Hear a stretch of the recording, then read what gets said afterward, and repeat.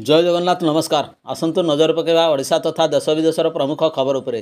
किंतु तापूर्व अनुरोध आपण भिडियोटी शेष पर्यंत देखंतु।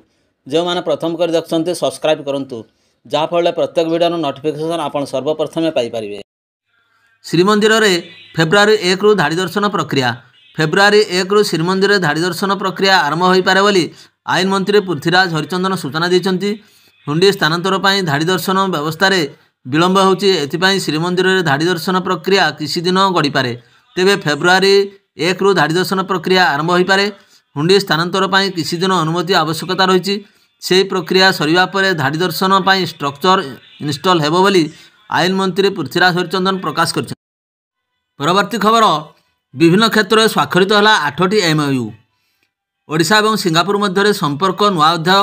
भुवनेश्वर वर्ल्ड स्किल सेंटर ठारे सिंगापुर राष्ट्रपति थर्मन षणमुगरत्नम और मुख्यमंत्री मोहन माझी उपस्थित में बुझामणापत्र स्वाक्षरित होती। MOU द्वारा ओडिशा सिंगापुर मध्य संपर्क आहरी बढ़िबो। शिल्प क्षेत्र में ओडिशा को जीव बोली कहते मुख्यमंत्री मोहन माझी। परवर्ती खबर गूगल महाकुंभ को सर्वाधिक सर्च कर पाकिस्तान। प्रयागराज में चली महाकुंभ दिव्य आयोजन। यही समय गूगल अधिकरू अधिक सर्च हो महाकुंभ। गूगल ट्रेंड अनुसार गत 15 दिन मध्य सारा विश्व में महाकुंभ कुंभ प्रयागराज भली शब्दर बहुमात्रा सर्च कराई।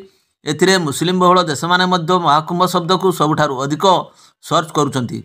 पाकिस्तान और आरब समेत इस्लामिक देश मानकरे महाकुंभ प्रति आकर्षण देखा मिली। गूगल ट्रेंड अनुसार इस्लामिक देशगुड़िक महाकुंभ को बहुमात्रा सर्च करा जाउची। तेबे पाकिस्तान रे भारी मात्रा यही नाम को सर्च करा जाउची। पाकिस्तान परे कतर UAE बाहरीन भली देश मानकरे मध्य महाकुंभ को नहीं रुचि देखा मिली। परवर्ती खबर इमरान को 14 और पत्नी को 7 वर्ष जेल दंड। जेल में थिबा पाकिस्तान पूर्वतन प्रधानमंत्री इमरान खान को झटका। अलकादिर ट्रस्ट भ्रष्टाचार मामला रे 14 वर्ष सजा शुणाई पाकिस्तान एक अदालत। यही मामला रे इमरान को पत्नी सुबारा बीबी को मध्य 7 वर्ष जेल दंडादेश होईची। एतद्व्यत इमरान को 10 लाख और ताको पत्नी को 5 लाख टंकार जरिमाना निर्देश देइछंती। यही जरिमाना देव नहेले इमरान को 6 मास और सुबारा को 3 मास अतिरिक्त जेल दंड भोगवाक पड़िबो।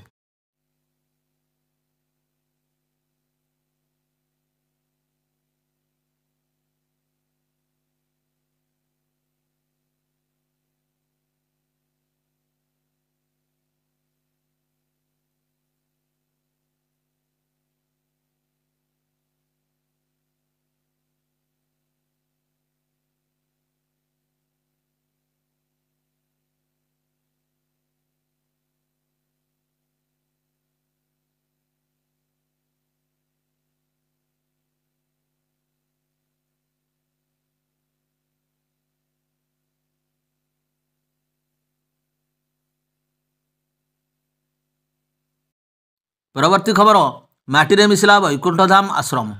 अपेक्षार घटिला अंत। माटी मिशिला श्री श्री सत्यानंत माधवंक वैकुंठ धाम आश्रम। बीडीए पक्षर दि जाइथिबा निर्धारित समय मध्य भंगा जाइछि वैकुंठ धाम आश्रम। वैकुंठ धाम आश्रम भंगा जियो बोली बीडीए पक्षर माइक जोगे प्रचार करा जाइथिला। दिन 12टा सुधा आश्रम रे थिबा जिनिसपत्र खाली करने को निर्देश दि जाइथिला।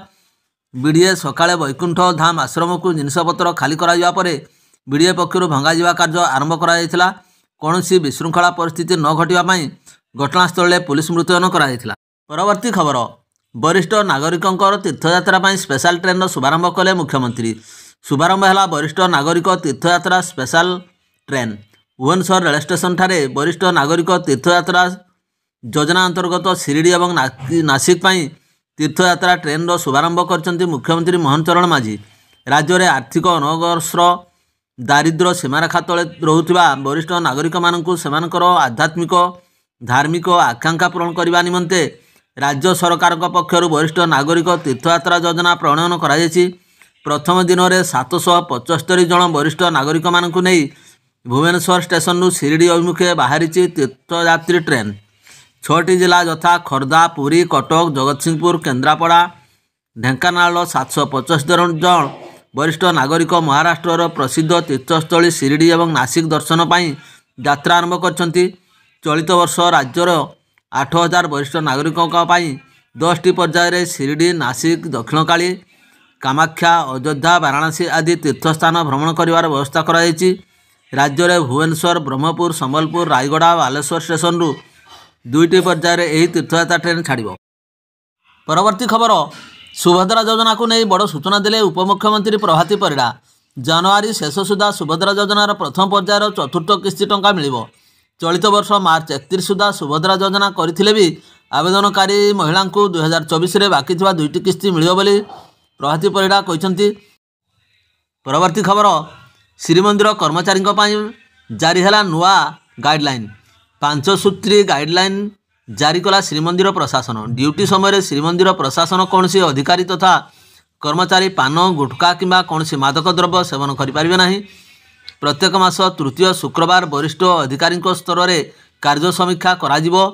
मुख्य प्रशासक कहते शुक्रवार थिबारु किछि कर्मचारी हस्ततंत पोशाक पिंधि थांती। पान गुटखा मादक द्रव्य उपरे कटकणा लगी। सीसीटीवी लागिबो न मानले दृढ़ कार्यानुष्ठान नियाजिबो। जनवरी 31 सुधा निज संपत्ति तालिका दाखल करेंगे। श्रीमंदिर भितर मोबाइल व्यवहार उपरे कड़ा कार्यानुष्ठान हेबो।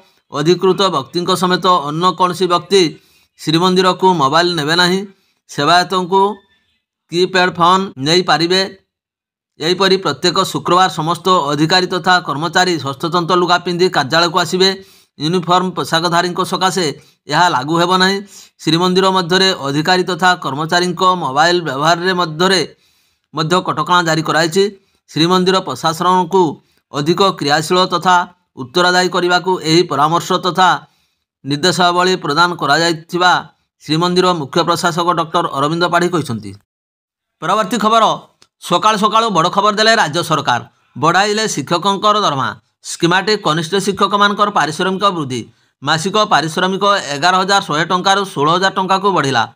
उपकृत हेबे 13,740 शिक्षक। राज्य सरकार बहन करेंगे अतिरिक्त 89.15 कोटी। सूचनायोग्य जे राज्य में वर्तमान 13,740 जन स्कीमेटिक कनिष्ठ शिक्षक कार्यरत अच्छा।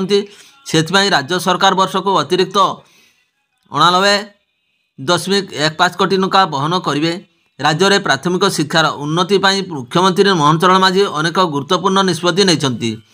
16,000 रु अधिक कनिष्ठ शिक्षक नियुक्ति पाई।